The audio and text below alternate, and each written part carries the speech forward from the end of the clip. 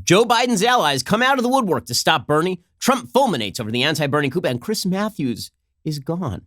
I'm Ben Shapiro. This is The Ben Shapiro Show. The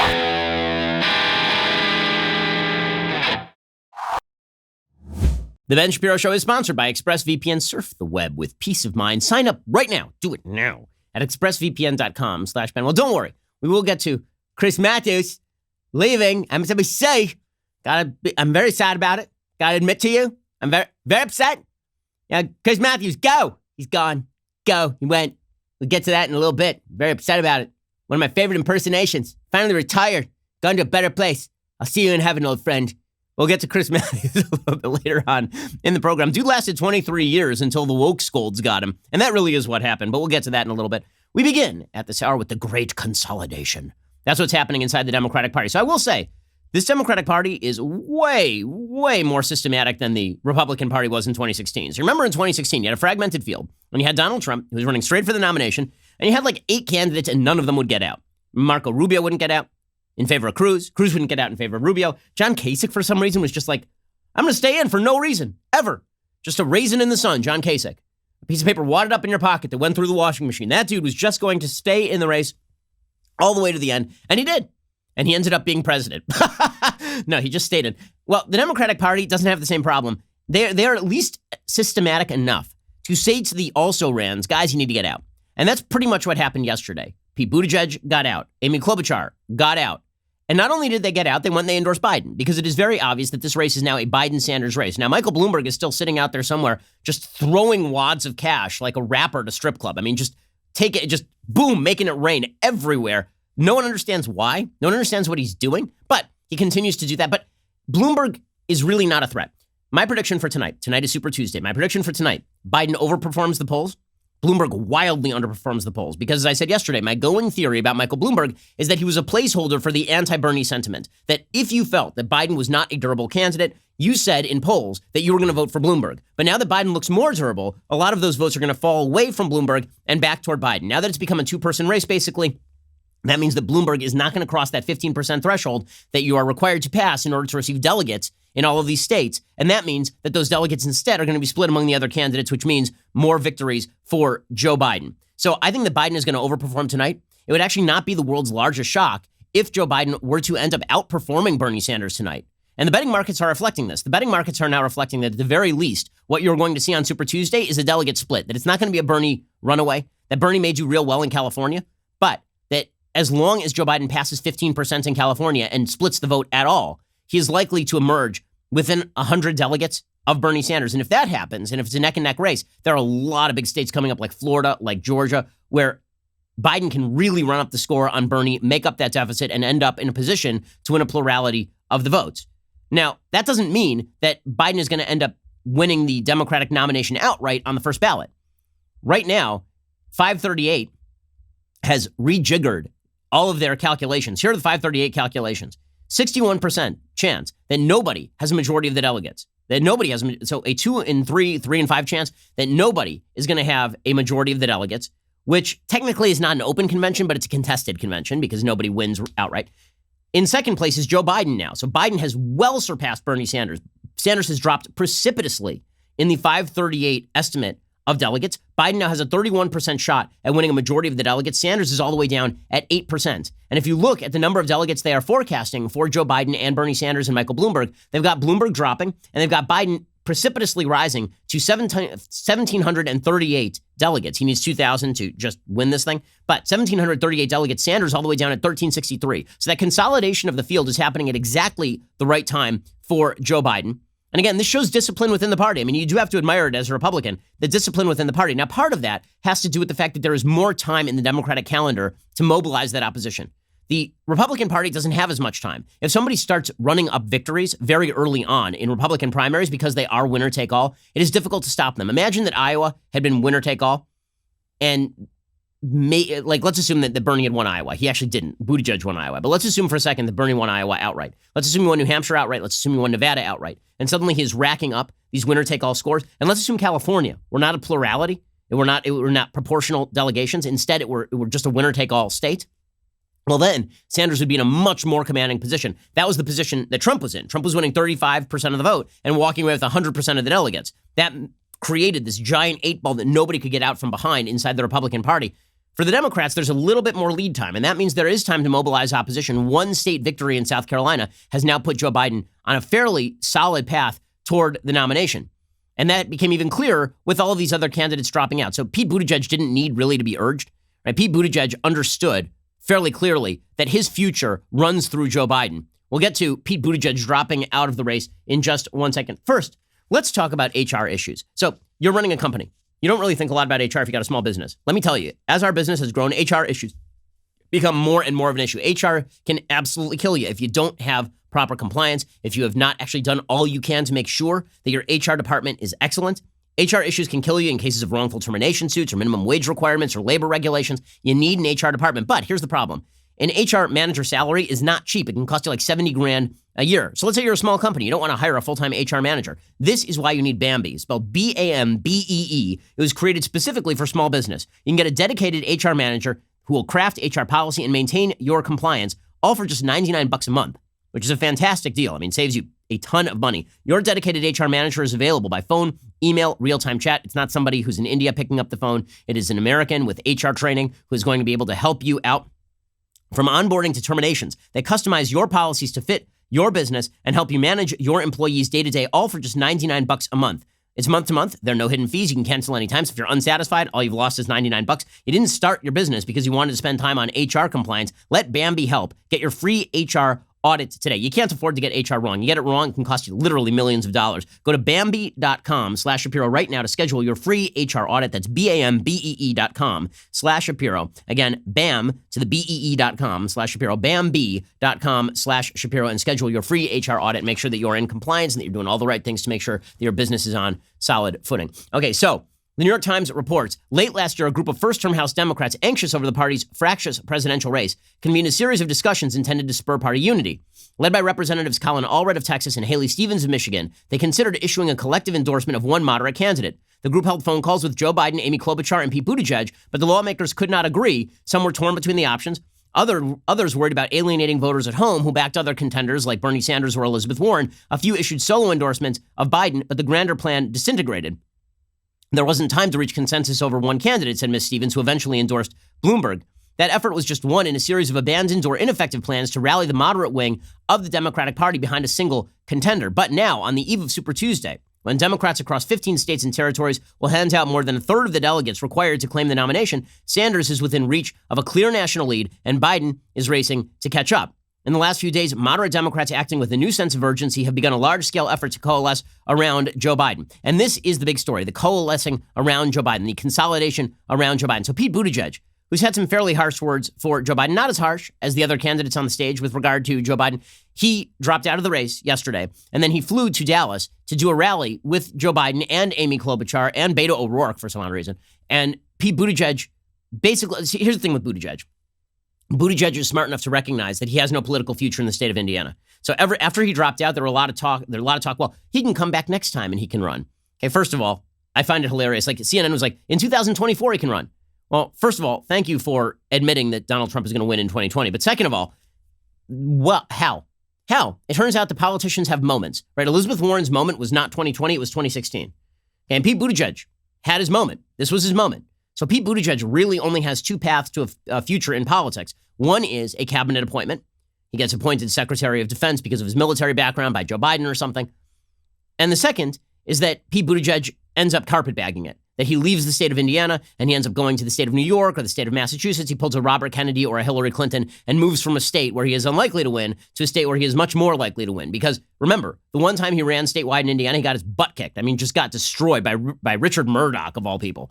So he doesn't have a future outside of endorsing Biden. He knows that. So Buttigieg comes out yesterday and he endorses Biden. Here is Mayor Pete dropping out of the race and endorsing a guy who until 5 minutes ago had not won a single primary. We made it clear that the whole idea was about rallying the country together to defeat Donald Trump and to win the era for the values that we share. And that was always a goal that was much bigger than me becoming president. And it is in the name of that very same goal that I'm delighted to endorse and support Joe Biden for president. We need a politics that's about decency, a politics that brings back dignity. And that is what we sought to practice in my campaign. That's what Joe Biden has been practicing his entire life. Okay, so there is Buttigieg basically bending the knee to Biden in the hopes that Biden will give him some sort of cabinet appointment. And it's perfectly clear that that's exactly what's going on, right? Buttigieg is smart enough to read the tea leaves. He's the smartest candidate in this field. He understands his future glory lies in being some sort of cabinet level appointee by a President Joe Biden. And so he's going to bend the knee to Joe Biden. He's not going to get one nickel from Bernie Sanders. See, here's the problem for Sanders. Sanders is so off-putting, and Sanders is so insular in the group of people he trusts, because they are a bunch of socialists who are radicals, that he doesn't have the opportunity to offer patronage. He doesn't have the opportunity to basically bribe these people to join his campaign. He has nothing to offer them. Like, what's he going to offer Pete Buttigieg? Buttigieg has been attacking on Medicare for all, right? Sanders has basically said, I'm not going to accept the endorsement of anybody who didn't endorse Medicare for all.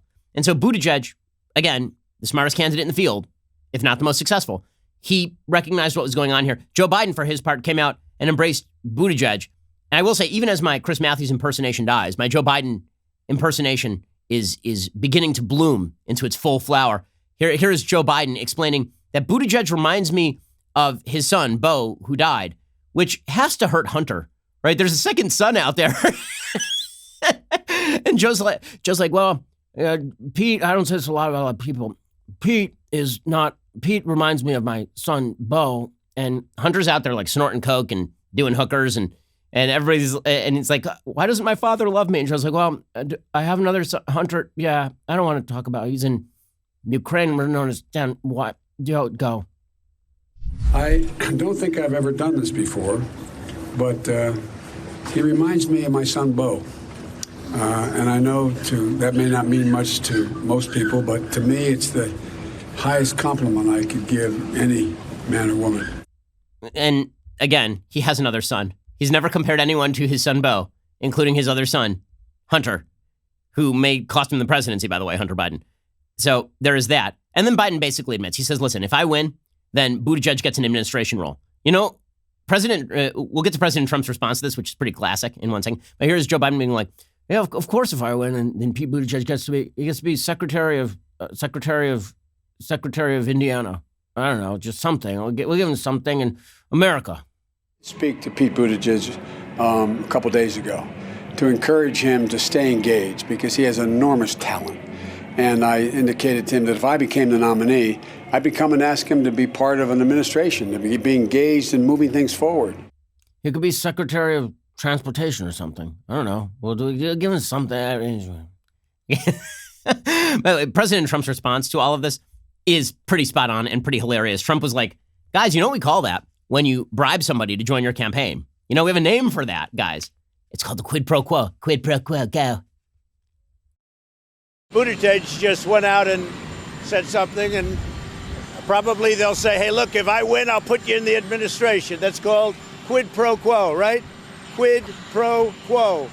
And they probably said, hey, listen, if I win, I'll give you an endorsement, but will you take me in the administration? Now, I'm sure nothing like that has ever happened, right? Fact check true.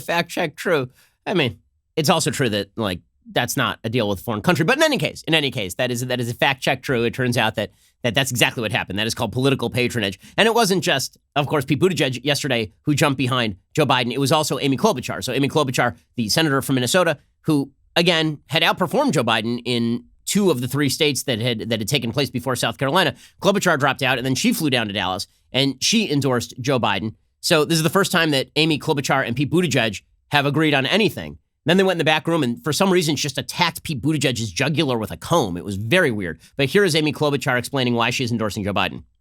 If you feel tired of the noise and the nonsense in our politics, and if you are tired of the extremes, you have a home with me.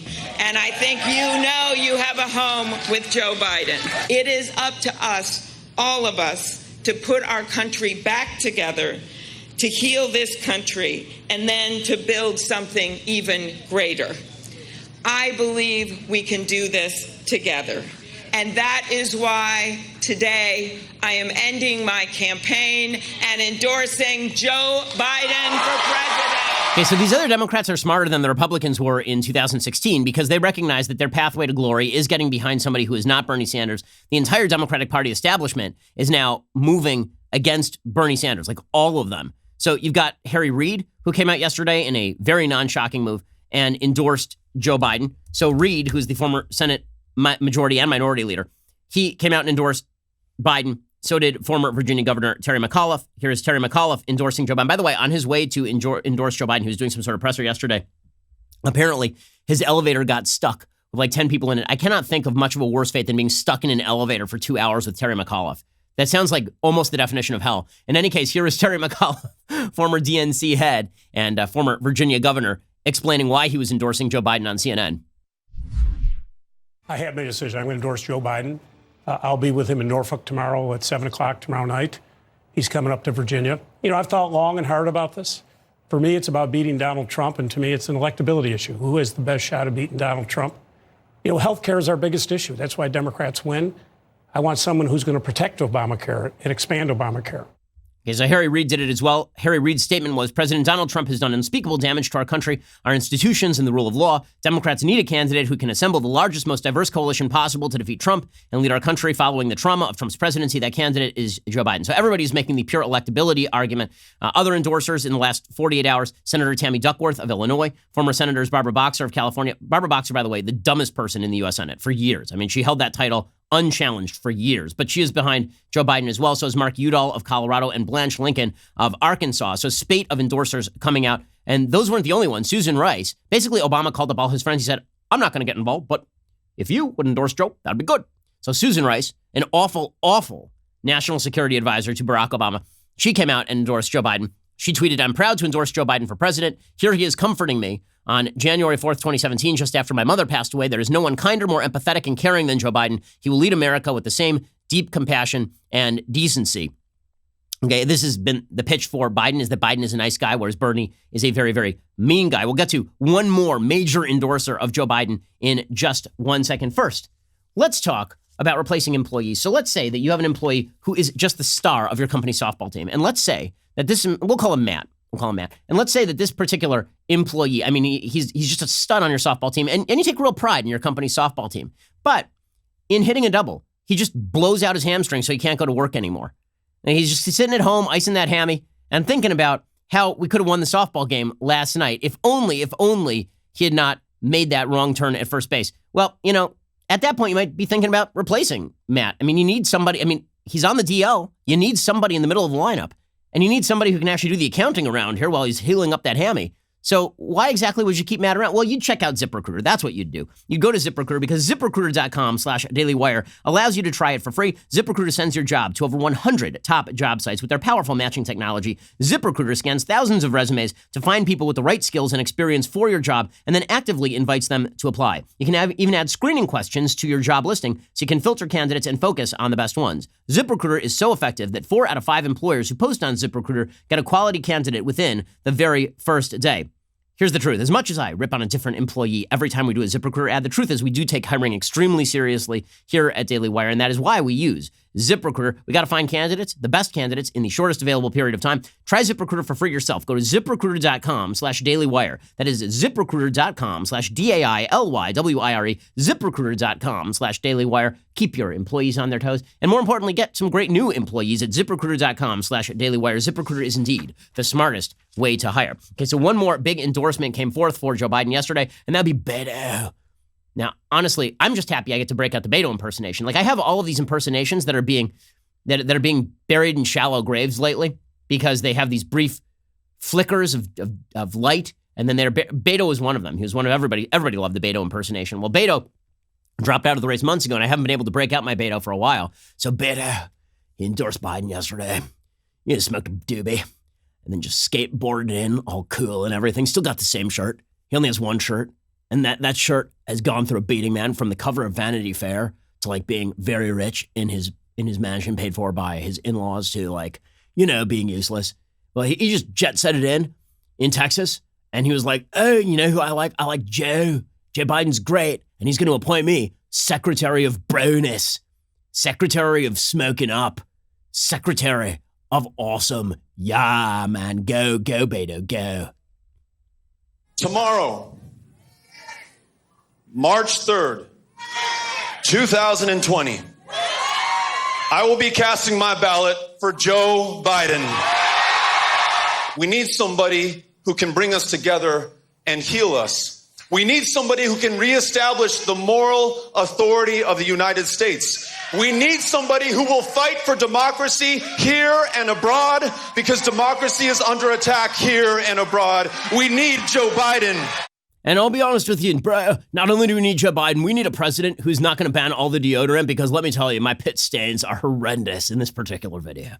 Brah. Now, here's what's scary, is that Joe Biden did make a promise, apparently, to Beto as well, because this is what, again, no corruption. No, it's all just out of principle, guys. So I do love how politics works. It's pretty great. So Joe Biden is like, oh, you know, I like Beto. Beto's great, and he's Beto and O'Rourke, and he, you know, he said he's going to ban all the guns, and I don't hate guns, but I'm going to put Beto in charge of the guns. Guns are things that fire in the air. You take a shotgun, do it twice in the air. That's what I do to scare off robbers. I remember one time in 1922, my house was being robbed, and I don't really remember which house or where. All I remember is Winston Churchill was there, and Nelson Mandela too, and Beto's going to run our guns program. I want to make something clear. I'm going to guarantee you this is not the last you're seeing of this guy. You're going to take care of the gun problem with me. You're going to be the one that leads this effort. I'm counting on you. I'm counting on you. You're going to take all the guns. I'm running this guy, and this, you know. Honestly, guys, you know, I've been a proponent for a long time of the idea that English ought to be the national language. Joe Biden, Nancy Pelosi, Donald Trump, these people are proof positive that English needs to be the national language. We must establish English as the national language so that everybody is mandated to speak a language we all understand. Joe Biden it's basically one long word now. His entire campaign has devolved into one long word. And I mean, it's not just him saying to Beto O'Rourke that I'm putting you in charge of guns. I'm going to put this guy in charge of guns. Also, would you like to hear Joe Biden recite the Declaration of Independence? Would you? Would you like to hear it? Because it's spectacular, and it's real, and it's great. So here is Joe Biden explaining what the Declaration of Independence says. This is the guy they chose. You had 1 million candidates, and the one you chose is this one. Of all the humans on the earth, this human with the head in which the hair plugs have grown deeply into the synapses, into the neural firing mechanisms. Here is Joe Biden trying to recite the Declaration of Independence, and Thomas Jefferson just spun so hard in his grave, he dug a hole directly to China and acquired coronavirus. Here is Joe Biden. All these truths to be self-evident. All men and women created by you know the thing.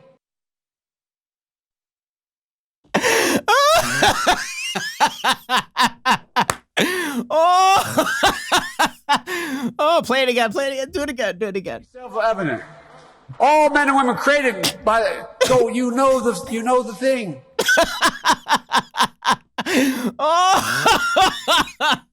And they call Trump an article. We hold these truths to be self-evident that all men and women are created self-evident. All men and women creed. All minimum. Go. You know the thing. By created. You know. By the minimum. By the thing. The thing with Jeff Goldblum. The Thing. The movie. That's The Fly. I remember one time I saw a thing. It was from Fantastic Four. It looked like a brick. Well done, everyone. Well done. By the way, were you aware? So I made fun of Beto a moment ago because Beto O'Rourke started his little endorsement of Joe Biden by explaining that today, he said tomorrow because it was yesterday, he said today is Tuesday. He said tomorrow is Tuesday, Super Tuesday, March 3rd. Well, I mean, I made fun of him for saying that, but maybe he was just trying to tell Joe Biden because Joe Biden actually said yesterday that tomorrow is Super Thursday, which doesn't exist. I don't know what Super Thursday is or where he's getting this, but here's Joe Biden. It's Super into the Wednesday. Look, tomorrow's Super Tuesday, and I want to thank you all.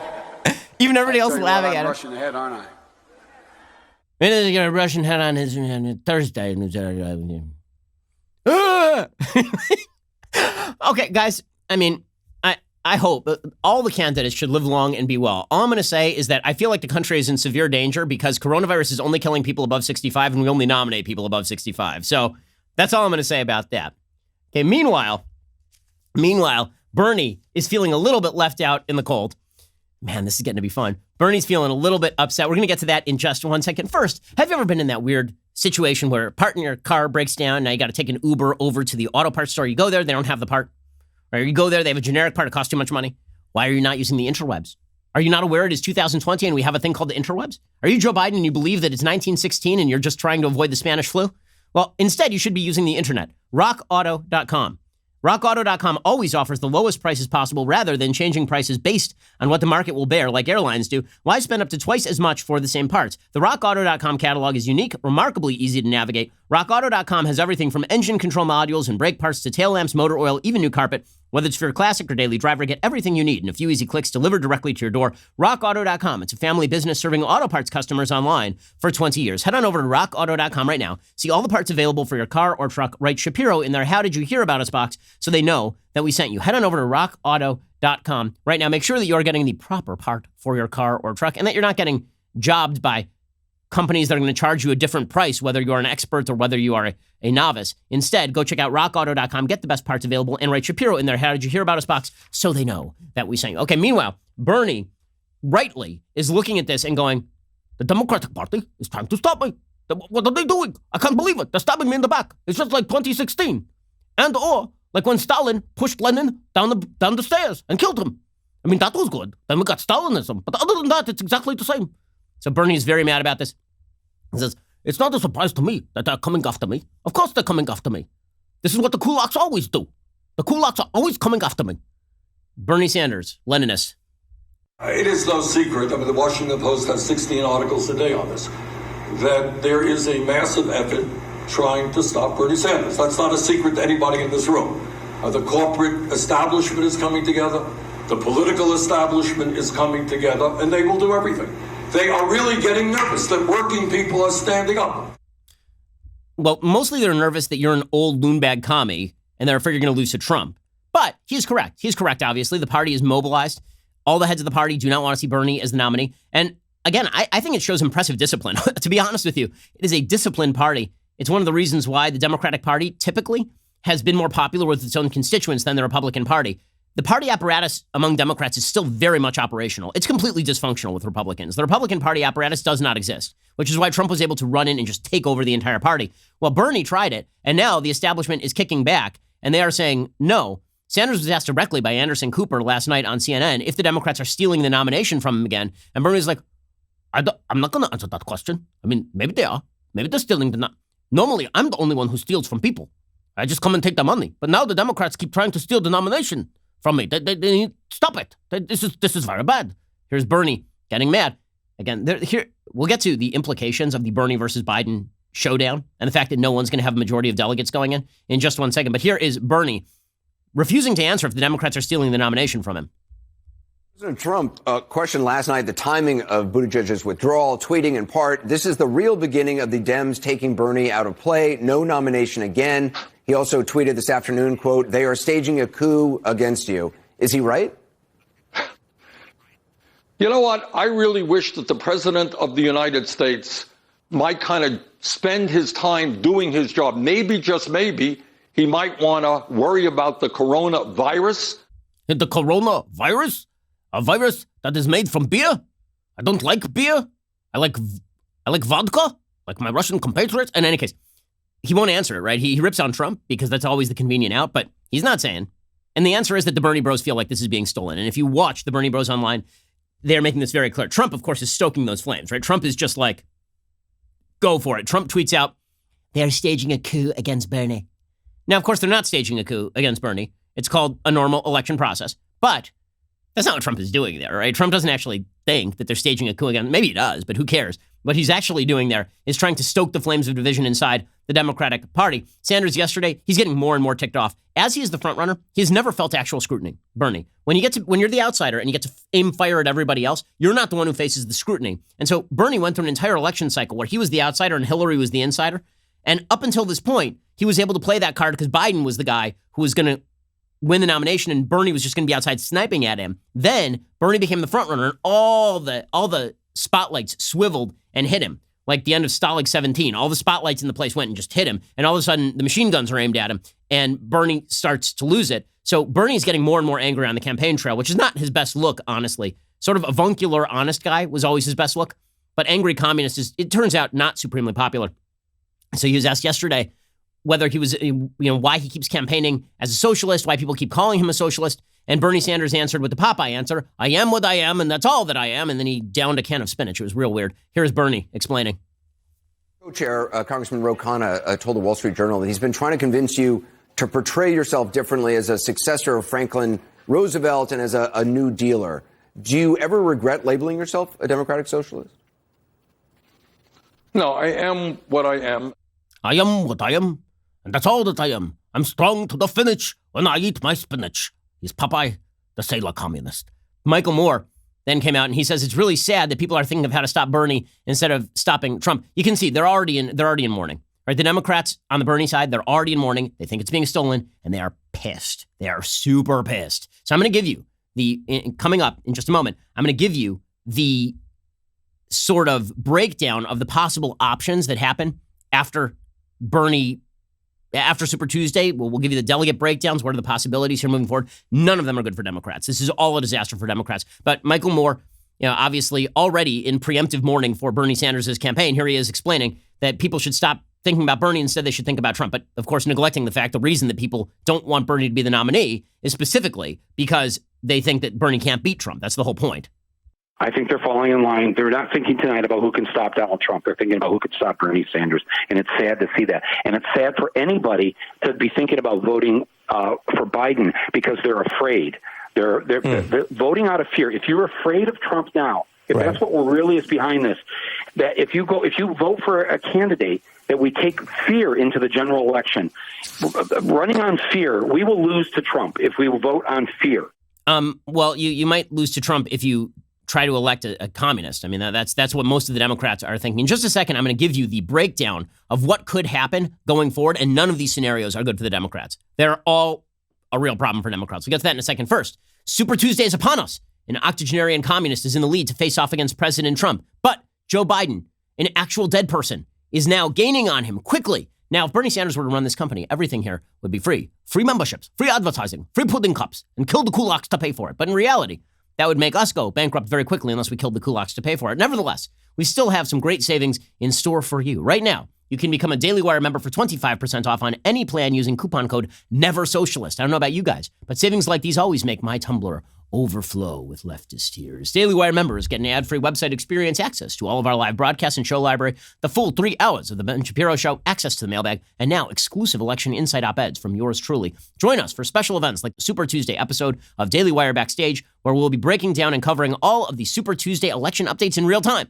That is correct. We'll be here, unless my wife is in labor, in which case I'll still try to be here for part of the time, but my wife will murder me if she's actually in labor and I'm here. In any case, we will hope and pray that she holds off. I also want to announce that Sunday's special is back. They kicked off the first episode of the season yesterday with controversial guest Charlie Kirk from Turning Point USA. Watch as I ask him some tough questions about Trump, and he answers why he believes that the MAGA view is the only view worth noting. Daily Wire members get to watch special bonus content available only at dailywire.com. Along with all of this, of course, you get the magnificent, irreplaceable, singular Leftist Tears Tumblr. If you haven't already, download the Daily Wire app so you can get all of our great content on the go. Again, that is 25% off on Daily Wire memberships for all plans using coupon code NEVERSOCIALIST. Super Tuesday calls for super savings. So head on over to dailywire.com/subscribe. Act now before it's too late. That is dailywire.com/subscribe. Also, we want to hear from you. Tell us who you think will win the Democratic nomination by texting either Biden, Bernie, Bloomberg, or Warren to 83400. If you text Warren, we know you're not serious. And on Tuesday night, during our Daily Wire Backstage, we'll analyze the results live. In fact, there will be only one text for Elizabeth Warren. It will be from Elizabeth Warren. Again, text either Biden, Bernie, Bloomberg, or Warren to 83400. We'll analyze the results on Daily Wire Backstage tonight. Tonight, Super Tuesday. You're listening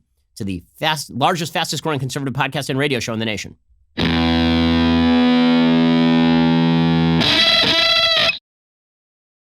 All righty, so here are the scenarios. The 538 is now pegging it that Joe Biden will be the leader in terms of delegates going into the convention. He will not have a majority. Bernie Sanders will follow him closely. Also, not with a majority, obviously. He'll have not even plurality. And then they're thinking that Bloomberg wins something like 500 delegates. I think that is a wild overestimate for Bloomberg. I think Bloomberg significantly underperforms tonight.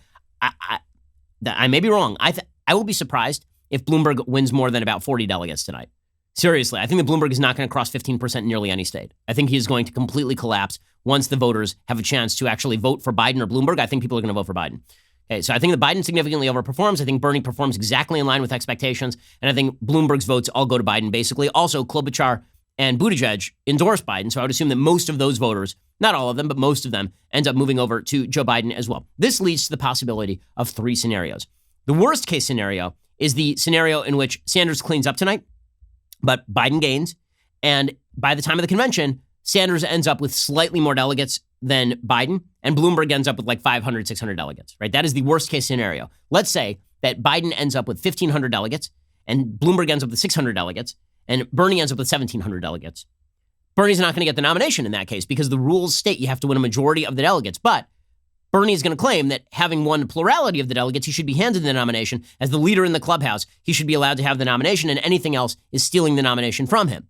Biden is going to claim, hey guys, like if Bloomberg weren't in the race, I obviously win this thing. Bloomberg throws his delegates over to Biden. They have a combined Biden-Bloomberg ticket or something, or he makes Bloomberg the head of one of his departments, one of his agencies. And then they take the nomination. Bernie feels like he is jobbed, or alternatively, the party has to give it to Sanders, and the entire moderate wing just checks out. And not only do they check out, all the money checks out, which is really the big issue, right? The entire money, like everyone who has any cash in the Democratic Party is not on board with a full-on socialist. That is worst case scenario for the Democrats. So honestly, I'm kind of rooting for it, right? Bernie ends up with the most delegates, but not a majority. Biden finishes a close second. Right? That is full chaos at the convention. That is worst case scenario. Then there's the best case scenario. Best case scenario is Biden's comeback is complete. He wins a plurality of the delegates. Bloomberg pulls out, but keeps spending on anti-Bernie ads, crushing Bernie. Bernie ends up in second place and doesn't have a real case for the nomination. And then he just claims victory for his movement. Now, that's still not great for the Democrats in the sense that Bernie's people are grievance mongers. This is their entire political campaign. Their entire political campaign is that the system is rigged, the system is corrupt. And so they're going to say, listen, Bernie was in the lead until the entire Democratic Party infrastructure mobilized behind Joe Biden. And so really Bernie got jobbed again. Now they claimed this in 2016 because Hillary did win the majority of the delegates, right? She had the majority of the delegates. She won more votes than Bernie Sanders, but people were still claiming that Bernie got screwed out of it because the DNC was interfering. He can make the same case right now, given the fact that there is this obvious mobilization on behalf of Biden, this obvious consolidation of the field on behalf of Biden. So even if Biden were to walk into the convention with a plurality of delegates, Bernie is still going to claim that he got screwed out of it. And so are his people. And that's a real problem for the Democrats. Even if Bernie gives a sort of lackluster, half-hearted endorsement of Joe Biden, that's going to have exactly the same impact as Bernie doing that in 2016 with Hillary Clinton. Namely, a bunch of Bernie supporters are going to be like, I don't care about this. I'm not in. Here is the big problem for the Democrats. And then finally, there's the anything goes scenario. Dead heat, no-win situation. Democrats try to go off the board for somebody like Michelle Obama. Unlikely. Very, very unlikely. The most unlikely. Okay, so here is the problem for the Democrats. There were three things that the Democratic Party did wrong.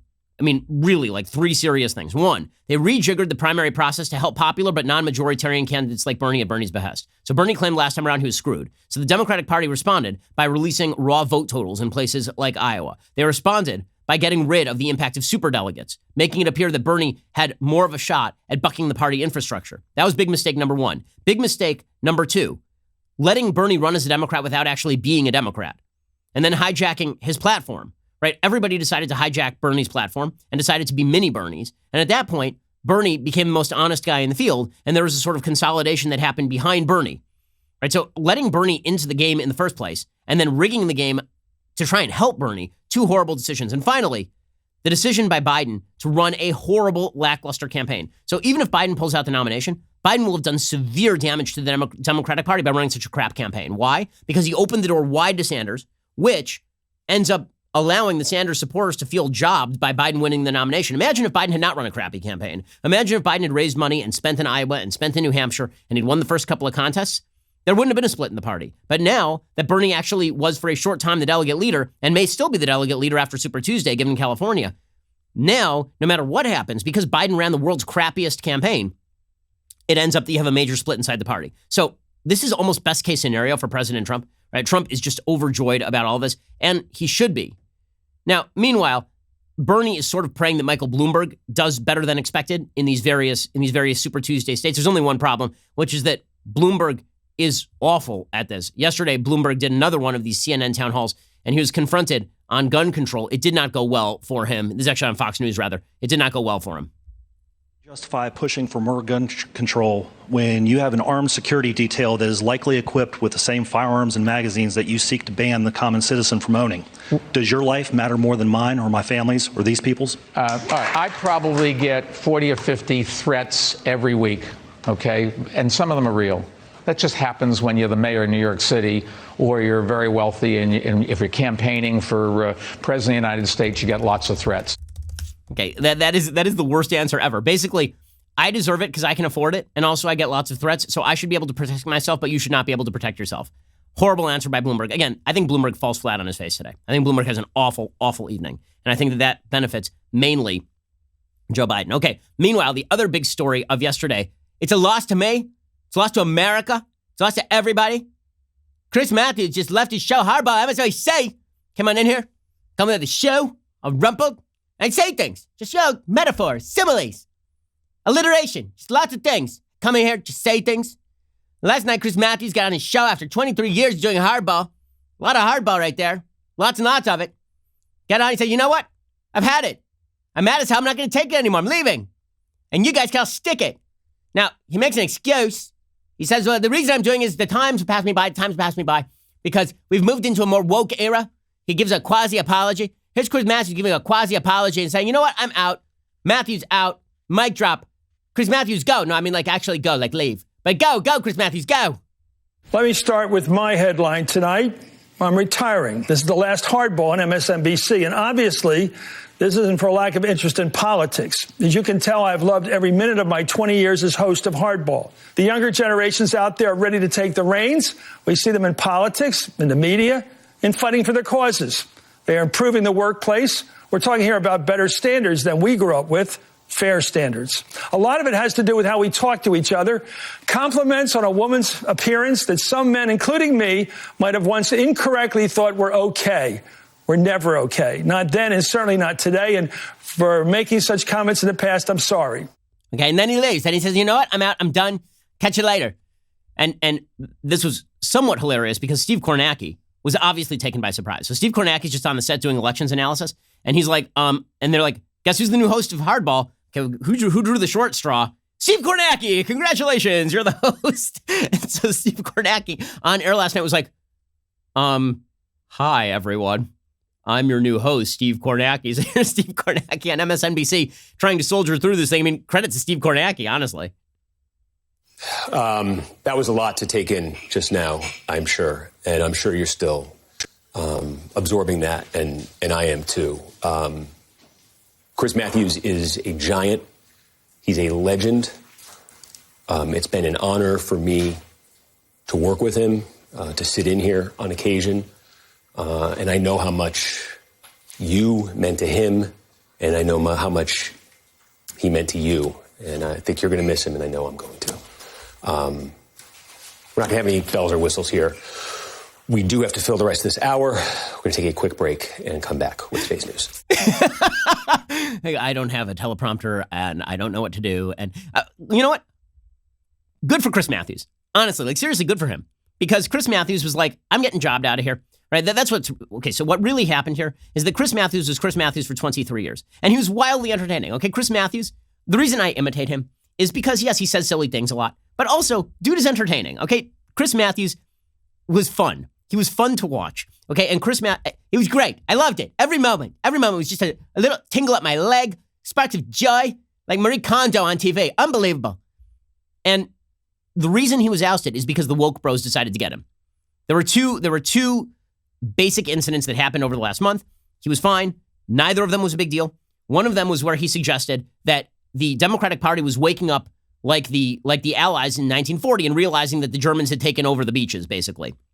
He was not comparing Bernie Sanders to a Nazi, and you have to be a moron to believe that he was doing that. Didn't matter. The Bernie bros don't like Chris Matthews because Chris Matthews happens to be an anti-communist, right? He happens not to like socialism. He happens not to like communism. Chris Matthews is moderate enough to understand that nationalization of industry is a stupid idea. So the Bernie bros got very mad, and then they played this idiotic game where they suggested that Chris Matthews was anti-Semitic. Meanwhile, their candidate is out campaigning with actual people who want to wipe the state of Israel off the map. I mean, it was really cynical and really gross, and I mentioned it at the time, right? In the last month, I become a Chris Matthews defender, not just because I like my impression, but also because the attacks on him were really unfair. Then there was this interview he did with Elizabeth Warren, where Elizabeth Warren was cynically going after Michael Bloomberg and suggesting that Michael Bloomberg was lying about his confrontations with a series of women in his office. And Bloomberg had said, I'm not lying about that. You know, there are NDAs in place, but I'm not lying about that. And obviously people have a rather large incentive to say I say things that I didn't say because I'm extremely wealthy. I run a huge company. So Chris Matthews is questioning Elizabeth Warren about this. And this, of course, is a big no-no. So here's Chris Matthews being a vicious sexist by asking a basic question. Everybody deserves a credible response when they make a charge like that. My question about him, you believe he's lying? I believe the woman. You believe he's which lying? Which means he's not telling the truth. And why would he lie? Because just to protect himself. Yeah. And why would she lie? I mean, that's the question, Chris. Why do you assume it's a striking that event. he's the guy? I just want to make sure you're clear about this. You're confident of your accusation. Look, all I know is what she said and what he said. Okay, that is not sexist. Nothing he says there is sexist. And by the way, believe all women is a bunch of crap. Everybody knows it's a bunch of crap. There's a reason why the Democrats don't believe all women, depending on the woman. Okay, so the fact is that he didn't say anything there that is supremely off limits. It didn't matter. People went nuts. It was sexist. How could he ask Elizabeth Warren if a woman lied about Bloomberg? Well, she's accusing a man of lying. So, like, why would you believe the woman as opposed to believing the man in this particular scenario? As far as why would she lie? The answer is she was filing a lawsuit against Bloomberg against the time, who happens to be extremely wealthy. So, yeah, that might be a good reason. I mean, that doesn't mean that she's not telling. Maybe she is telling. I don't know. You don't know. I mean, Chris Matthews is saying, Elizabeth Warren, you don't know either. So, like, what's your evidence? Okay, and he got ripped up and down for this. Tiana Lowe over at the Washington Examiner has a good piece on this. She says the host's departure, which she said resulted after a conversation with MSNBC, hardly came out of the blue. For months, Matthews and other hosts challenging 2020 frontrunner Bernie Sanders have faced the ire of the socialist senator's fans, as well as those of Elizabeth Warren. And only now did the network apparently care that for years, rumors of inappropriate behavior have swirled around Matthews. This is right. So people are saying, okay, well, it's just because of all the stuff that he said back in 2000 to women. Okay, well, you know what year it is? 2020. You know, that stuff has been around for quite a while. Right at the onset of the Me Too movement in late 2017, the Daily Caller uncovered a settlement paid out by NBC to assuage a former employee of Matthews who alleged sexual harassment. Shortly thereafter, multiple sources alleged that Matthews created an abusive work environment. Other reporters corroborated the payout and additional details. But despite other serial sexual harassers facing punishment, Matthews continued on as usual until he got under the skin of Warren fans and Bernie bros. Just days after he likened Sanders' victory in Nevada to the fall of France to the Nazis, he pressed Warren on her invoking the allegation that Bloomberg told a female employee to have an abortion. Angering Sanders and Warren fans is a good way to alienate a substantial portion of the MSNBC audience. Warren defender Laura Bassett compared his aggressive questioning of the Massachusetts senator to the objectifying comments she faced from Matthews 3 years ago. That MSNBC decided to take action against a credible accusation isn't the problem. That they waited this long is. And that, of course, is exactly right. Okay, that is exactly right. Okay, so the bottom line is that they were fine with whatever Chris Matthews did before. It is only now that it's a problem. And the reason that it's a problem is because Chris Matthews is cutting against the grain at MSNBC by pissing off all of the Warren and Sanders supporters. That's all that really happened here. So maybe he deserved to get the axe back in 2017 based on what he was saying to women. I don't know. Maybe. Sure. Why not? But they didn't do anything about it. They settled it. And now they're coming after Matthews for that reason. No, that is cynical manipulation. So we bid a fond farewell, Chris Matthews. Honestly, I'm more sad that the impression's going to go away. What opportunity am I going to have to imitate Chris Matthews? I don't know. Hopefully in the future, Chris Matthews will come back in some iteration so we can use it. Otherwise, we're going to have to mothball this thing. So, Godspeed, my impression. Godspeed. And may you see happier days in the heaven of impersonations. All right, time for a thing I like and then a thing I hate. So, things that I like today.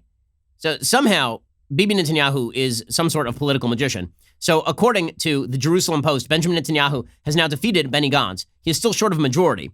The exit polls in Israel are a little bit ahead of the actual voting results. So late yesterday, it appeared that Netanyahu and the right-wing bloc had an actual outright majority. Instead, the exit polls now suggest that Netanyahu is on track to win 59 seats for his bloc of right-wing and religious parties in Monday's election, down by 1 from the 60 predicted by initial exit polls. That prediction leaves him 2 seats short of a majority in the Knesset. The first polls indicated that Netanyahu's Likud won 36 to 37 seats. Its allies in Shas, UTJ, and Yamina won 9, 7 to 8, and 6 to 7. The polls showed that blue and white only won 33 seats, that Labor, which is the left-wing party in Israel, won 6 to 7. The Joint List, which is the Arab parties, who, by the way, overtly call for the abolition of the state of Israel, sit at 14 to 15. And Yisrael Beitenu, which is sort of the swing voting bloc, 6 to 8 seats. The numbers are expected to continue to change. The votes of soldiers have not yet been counted. The Joint List tends to lose a seat when the soldiers' votes are added. If the right doesn't obtain its 61st seat, it could end up being because the far-right Otzma Yehudit party refused Netanyahu's repeated requests to quit the race.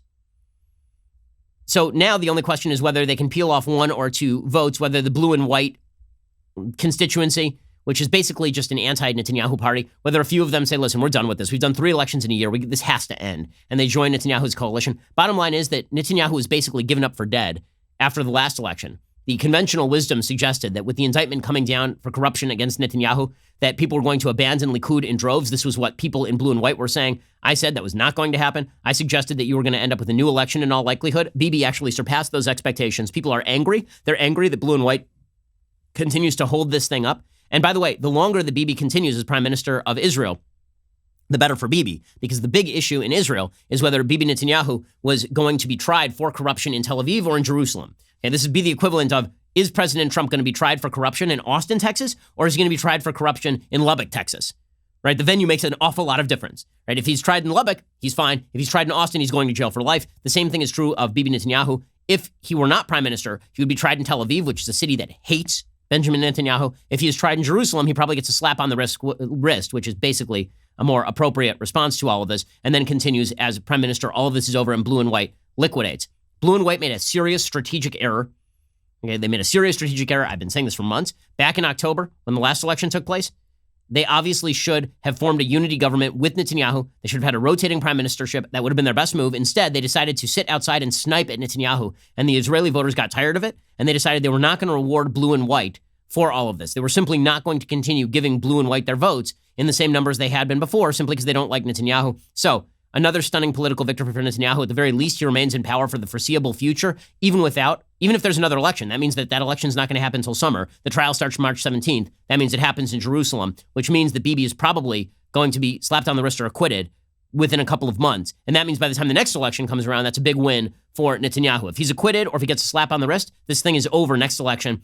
Likud wins a broad majority. One of the great lies that you're going to see in the Western media is that this is all about Bibi. It is not all about Bibi. It is clearly not all about Bibi. The fact is, the Israeli public is overwhelmingly conservative on foreign policy issues at this point. They're not making a deal with terrorists. It doesn't matter how much the Democrats pressure them. They made deals with terrorists for 30 years, and all they got were thousands of dead Israelis. They're not going to do it again. The fact is that the blue and white party is not significantly, they embraced the Trump peace plan, the blue and white party. So the blue and white party is not significantly different on foreign policy than the Likud party. That means that there are, in total, something like 95 seats in Knesset out of 120 that are center to center right in Israel. Israel has learned its lesson. They're not making peace deals with terrorists anymore, despite the wishes of the Democratic Party, nor should they, because the fact is that you know who else doesn't care about making concessions to terrorists anymore? Any of the surrounding Arab nations. Saudi doesn't care. Jordan doesn't care. UAE doesn't care. Egypt doesn't care. None of them care. None of them care. Morocco doesn't care. None of them care. So that means that Bibi is almost secondary to all of this. Bottom line is that Israel has moved right. Israel is staying right. It is not going to stop being right so long as they are faced with the prospect of a terrorist group in charge of the people right next door and an Iranian regime that is threatening them from abroad. So that is the thing that I like today. Again, Bibi is great at what he does. He's a great campaigner. He's like Trump in the sense that he drives enormous loyalty. He also is unlike Trump in that he is strategically very clever. He is much more focused in his sort of attack than Trump. It's one of the great laments I have about Trump is that if Trump were a little bit more strategically focused, he would be at 55% in all of the polls going into 2020. Okay, time for a quick thing that I hate. So the United States is desperately attempting to get out of Afghanistan. The Trump administration wants out. They don't want any of our military members there. And this has been pushed by the right. There are a lot of folks on the right who are saying the war in Afghanistan is over. We lost. Okay, we did not lose the war in Afghanistan. It's just that there is no victory that is attainable in the sense of establishing a stable democracy in Afghanistan anytime soon. The question is whether to keep what is effectively a skeleton force in Afghanistan or whether to pull out precipitously and hand the keys to the car back to the Taliban, which is, of course, a terrorist group. So Taliban supposedly had pledged that they weren't going to attack Afghan targets. They weren't going to attack the Americans. They had pledged that they weren't going to work with al-Qaeda. They are Islamic fundamentalist radicals who engage in terrorism. The Trump administration had been engaged in exactly the same sort of wish casting that the Obama administration was, that maybe a deal would be able to be cut with the Taliban. It turns out that has fallen apart almost immediately. So the Trump administration had sent out Secretary of State Mike Pompeo to make the rounds, suggesting that the Taliban had committed to not working with al-Qaeda.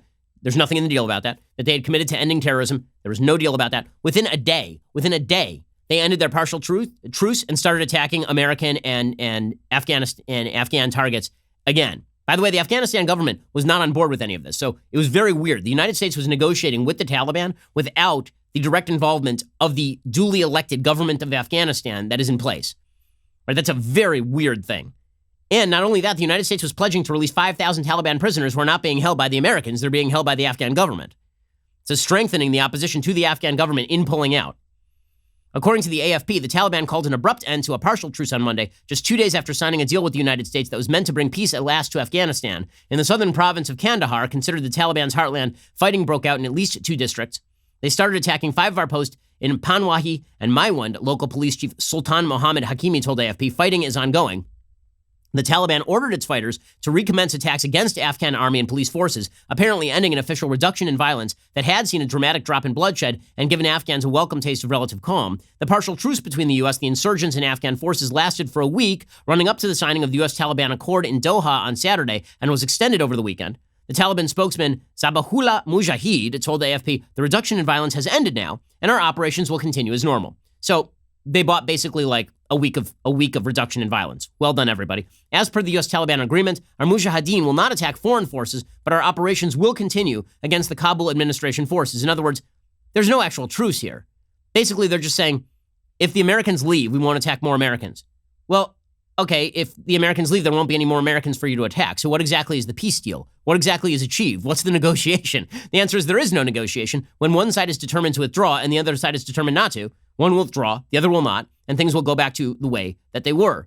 And again, the question here is not endless war. Nobody wants tens of thousands of troops in Afghanistan. No one wants endless wars. The question is whether to keep a skeleton force in Afghanistan to tamp down the Taliban's ability to take over the government again and then immediately provide a recruiting station for terrorism. Because that's what the Taliban did last time. And I'm old enough to remember 9/11. I know that a lot of people are not. It's amazing how fast time moves. It's been almost 20 years since 9/11. But I'm old enough to remember 9/11. And 9/11 was not something that I would like to see repeated because we withdraw precipitously from an area where al-Qaeda is still active. The United States cautioned an immediate halt to violence had not been expected.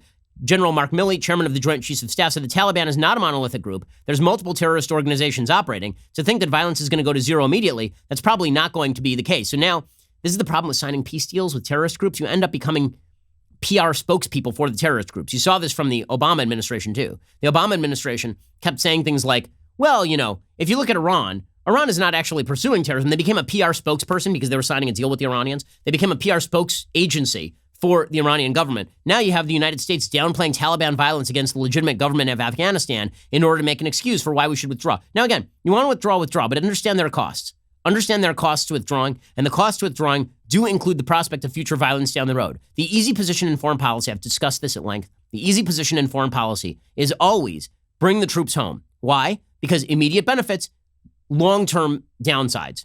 Okay, but the immediate benefits accrue immediately, and the long-term downsides accrue long-term. Okay, let's say that you pull out, and let's say 10 years from now, there's a terrorist attack in New York City by Taliban associates, by al-Qaeda. Well, we'll look back and we'll say, well, that was a mistake, wasn't it? To minimize America's foreign military presence. But at the time, it looked good. You know how we know that this would be exactly what would happen? Because for 10 years, in the aftermath of the Cold War, the Clinton administration cut America's military presence to the bone. Cut it down and down and down and down. Everybody's like, okay with this? Okay, we're redeploying all of our capital to the American side. This is good. We're cutting military spending. We're balancing the budget. And then 9/11 happens, like, that was a mistake, wasn't it? Maybe we should have been a little more aggressive, and then maybe some more Americans would be alive. Again, when you think short-term and not long-term with regard to foreign policy, you make a mistake. And again, Afghan violence is not at the levels against American troops that it was even 5 to 7 years ago. The Taliban has been gathering on Monday to celebrate what they called their defeat of the U.S. They also vowed to continue operations against the Afghan government until an Islamic system of government is restored. So why we are signing some sort of peace deal and then playing defense for the Taliban is beyond me. It's an enormous mistake. And the fact that that we're down to short-term benefit Again, I'm old enough to remember when Republicans criticized Barack Obama for precipitously withdrawing American troops from Iraq, resulting in the rise of ISIS. It would not be long before the same thing happened in Afghanistan. And by the way, when I mean not long, I mean like within 48 hours of signing a deal. So let's not play defense on behalf of the Taliban, guys. If you're going to withdraw, but don't be dishonest about why we're withdrawing and suggest that a peaceful future is in the offing for the Taliban and the Afghan government. Alrighty, we'll be back here later today with much more Super Tuesday content as we approach the big day. Will Joe Biden pull it out? Will Bernie Sanders lengthen his lead? Who knows?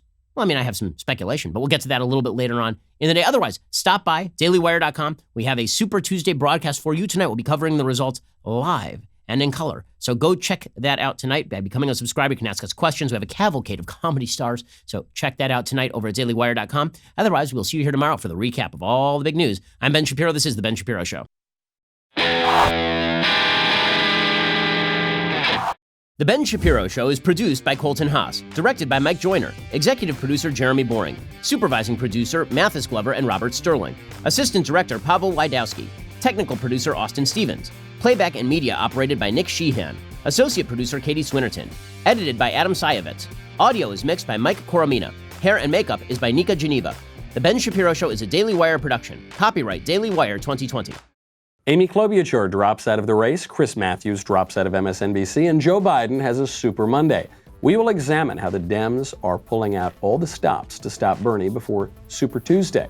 MSNBC pushes Chris Matthews out after 20 years. We'll take a look at the bogus Me Too reasoning and then go deeper to what's really behind the ouster. Check it out on The Michael Knowles Show.